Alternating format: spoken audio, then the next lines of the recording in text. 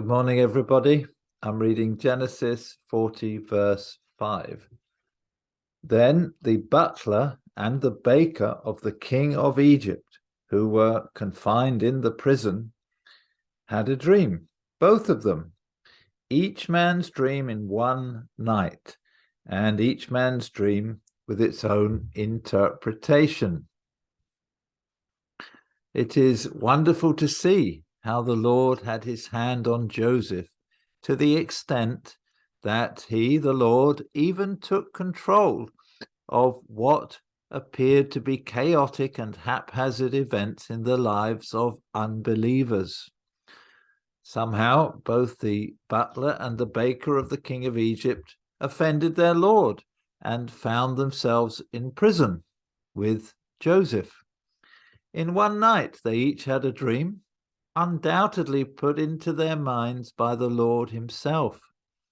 Joseph finds them both downcast, wanting to know the meaning of their dreams, and Joseph willingly asks them to tell him the dreams, explaining, "Do not interpretations belong to God?" The Lord gives Joseph the prophetic interpretations of each dream, and his words come to pass exactly as he spoke them, as he evidently knew they would.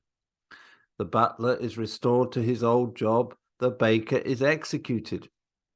This paved the way for Joseph's eventual release from prison, but not before the chief butler had forgotten Joseph, despite the fact that Joseph had specifically asked the butler to remember him to Pharaoh.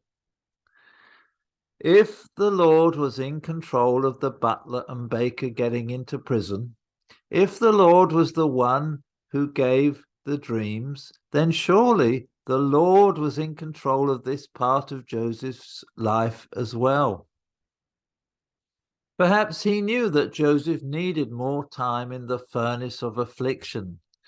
After all, Joseph was about to be lifted into an exalted position. Many a person who has found themselves there has had their heart lifted up in pride and ended in failure.